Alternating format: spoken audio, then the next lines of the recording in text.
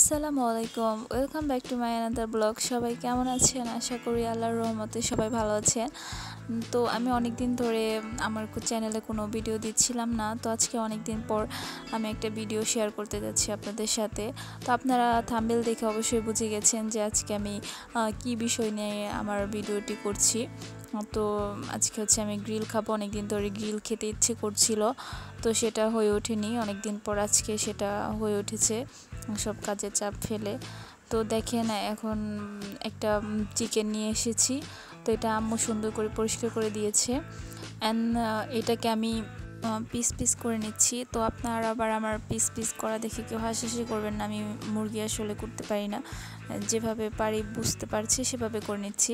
আর আপনারা বলতে পারেন যে গ্রিল তো সবাই পুরো মুরগি আস্ত একটা মুরগি করে থাকে, তো আজকে আমি এটাকে কেটে নিচ্ছি, কারণ যে এটা ওভেনে বেক করতে গেলে মুরগিটা একটু আসলে 1 কেজি বা 1200 গ্রাম এরকম হতে হয়, কিন্তু এটা একটু বেশি ওজনে বেশি ছিল, ভালো করে ভিতরে বেক হবে না, যে কারণে আমি এগুলোকে সুন্দর করে পিস পিস করে নিয়েছি আমার সাইজ মতো, এবং এগুলোকে সুন্দর করে মাঝখান দিয়ে একটু কেটে কেটে দিচ্ছি যাতে মশলাগুলো ভিতর দিয়ে যায় আর মাংসটা খেতে ভালো লাগে। তো আমি যেভাবে পারছিলাম কুচি কুচি করে যেখানে মাংসগুলো ছিল সেই জায়গাগুলোতে আমি নাইফ দিয়ে সুন্দর করে একটু একটু করে কেটে দিচ্ছিলাম। আমি আমার মতো করে কেটে সুন্দর করে ছুরি দিয়ে এগুলোকে প্রসেস করছিলাম, যেহেতু মশলা যখন দিব যাতে মাংসের ভিতরে এগুলো ঢুকে যায়, সেজন্য আমি এগুলোকে এইভাবে সুন্দর করে কেটে নিচ্ছিলাম। পিস করা হয়ে গেছে, অ্যান্ড দেন আমি এগুলোকে মশলা দিয়ে মিক্স করব। তো ফার্স্টে আমি একটি সুন্দর একটি বল নিয়ে নিয়েছি, অ্যান্ড সর্বপ্রথম এখানে আমি পেঁয়াজ বাটা দিয়ে নিচ্ছি প্রায় 2 টেবিল চামচ না, এখানে প্রায় 4 টেবিল চামচ হয়ে যাবে, কারণ এই চামচের সাইজটা একটু বড়। তো এরপরে আমি 1 টেবিল চামচ হলুদ গুঁড়ো দিয়ে নিচ্ছি। এখানে প্রায় সব ধরনের মশলা ইউজ করতে হবে যাতে এটা খেতে অনেক ভালো লাগে। তো এখন দিয়ে দিলাম হচ্ছে সজের গুঁড়ো, দিয়ে দিচ্ছি 1 চামচ, অ্যান্ড হচ্ছে আমি মরিচের গুঁড়ো দিয়ে দিয়েছি। মরিচটা একটু বেশি করে দিতে হবে, কারণ এটা একটু ঝাল না হলে খেতে ভালো লাগবে না। তো যে কারণে আমি 2 টেবিল চামচ মরিচ গুঁড়ো দিয়ে দিচ্ছি। এরপর হচ্ছে আদা আর রসুন বাটা দিয়ে দিচ্ছি। আমরা হচ্ছে আদা রসুন বাটাটা একসাথে করে ব্লেন্ড করে রেখে দিই, তো যে কারণে এটা একটু বেশি করে দিয়ে দিচ্ছি যেহেতু 2টা মিশ্রণ একসাথে। এরপর হচ্ছে গরম মশলা, যেটাকে বলে এলাচ, দারচিনি, লং, এগুলো আসলে আর কি সব মশলা আমাদের এরকম গুঁড়ো করে রাখা হয়, তো সেইটা 1 চামচ দিয়ে দিচ্ছি। তো আমি শাহি মুরগির মশলা দিয়ে দিব 1-2 চামচ, যাতে এটা একটু খেতে টেস্ট হয়। এরপর হচ্ছে আমি ম্যাজিক মশলা দিয়ে দিব, এটা দিলেও একটা সুন্দর ফ্লেভার আসবে, যে কারণে আমি এখানে ম্যাজিক মশলাটা ইউজ করব। গ্রিলে মোটামুটি বেশি একটু সব ধরনের মশলা ইউজ করলে এটার টেস্ট অনেক সুন্দর আসে, ভালো হয়। এরপর আমি হচ্ছে 1 চামচ সাদা গোলমরিচের গুঁড়ো দিয়ে দিচ্ছি, এটা একটু সুন্দর ফ্লেভার আনবে। এবং 1 চামচ থেকে আসলে আমার চিকেন অনুযায়ী আমি লবণ দিয়ে দিচ্ছি, প্রায় 3 টেবিল চামচ এখানে আমি দিয়ে নিয়েছি।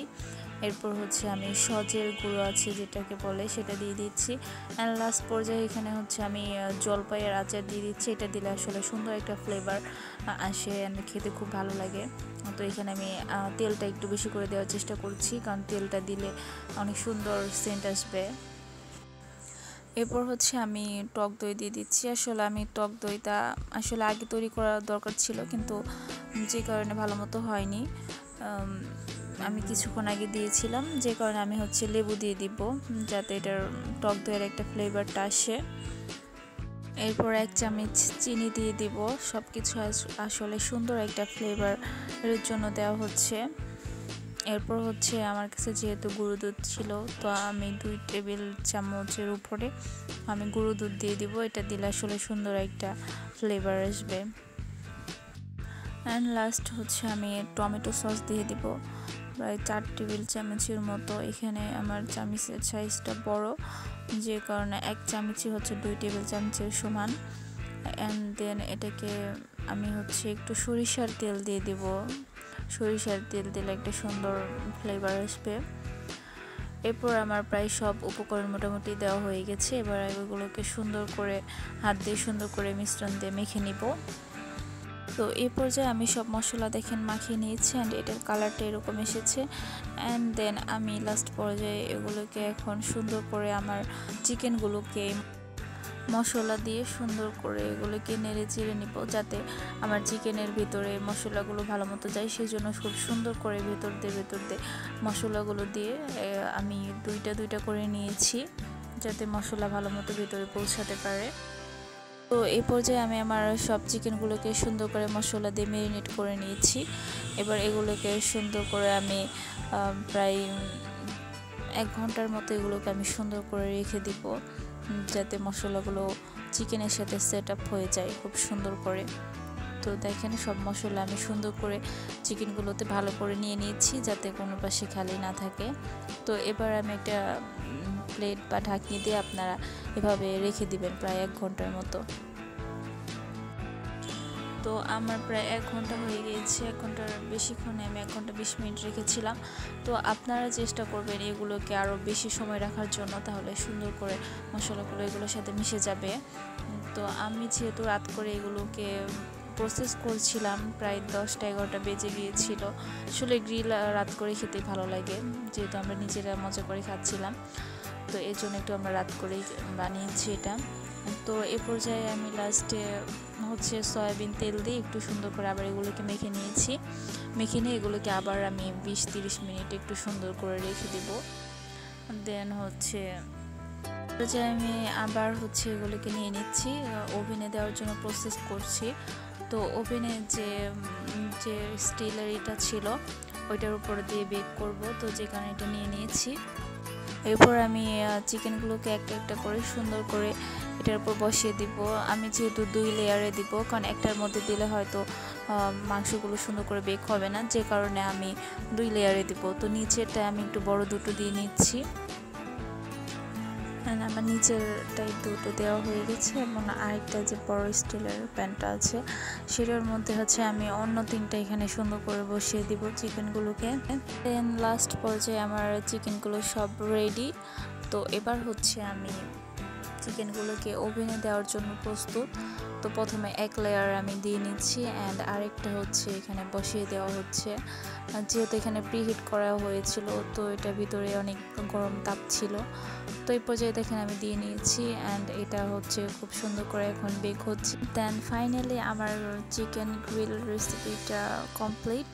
এই দেখেন এটার এখন কালারটা এরকম এসেছে। এখানে দেখেন আমি গ্রিলে কোনো কালার ইউজ করিনি, কিন্তু তারপরে সুন্দর একটা কালার চলে এসেছে। এই দেখেন আমার গ্রিলগুলো তো খুব সুন্দর লাগছে, অ্যান্ড খুব সুন্দর একটা ফ্লেভার অ্যান্ড সেন্ট আসছে, পুরো একদম রেস্টুরেন্টের মতো গ্রিল হয়েছে। তো আমি কখনো ভাবতে পারিনি, এই প্রথম আমি গ্রিল বানিয়েছি। অ্যান্ড এটা যখন আমি খেয়ে দেখলাম প্রচণ্ড পরিমাণে একটা টেস্ট হয়েছে, আর প্রচুর গরম ছিল, তো যে কারণে আমি হাতে ধরতে পারছিলাম না। তো দেখেন আমি এখন টেস্ট করব। তো অসাধারণ, সত্যি বিশ্বাস করেন, আপনারা এভাবে বানিয়ে খেয়ে দেখবেন। আমি আসলে বিলিভ করতে পারি না আমি এত সুন্দর একটা গ্রিল আসলে বানাতে পারবো। তো যদি আপনারা এরকম বাসায় ট্রাই করে দেখবেন, অবশ্যই এই গ্রিলটা এভাবে বানিয়ে খেতে মন চাইলে আমার মতো করে বানিয়ে খাবেন। আমি শিওর এটা অনেক মজা হবে অ্যান্ড টেস্ট হবে, আপনারা খেয়ে দেখবেন। তো আমি আরেকটি আমার ভিডিওতে আসলে নান রুটি বানানোর রেসিপি দিয়ে দেবো। তো আমি এগুলোকে নান রুটি দিয়ে একটু খেয়ে নিচ্ছিলাম। তো আজকের মতো আমার ভিডিও এই পর্যন্তই। আপনাদের ভালো লাগলে আপনারা অবশ্যই বানিয়ে খাবেন। সে পর্যন্ত সবাই ভালো থাকবেন, অ্যান্ড আমার ভিডিওটা ভালো লাগলে সবাই আমাকে লাইক, কমেন্ট অ্যান্ড সাবস্ক্রাইব করে দিবেন। তো সে পর্যন্ত সবাই ভালো থাকবেন। আজকের মতো এই পর্যন্তই। আল্লাহ হাফেজ।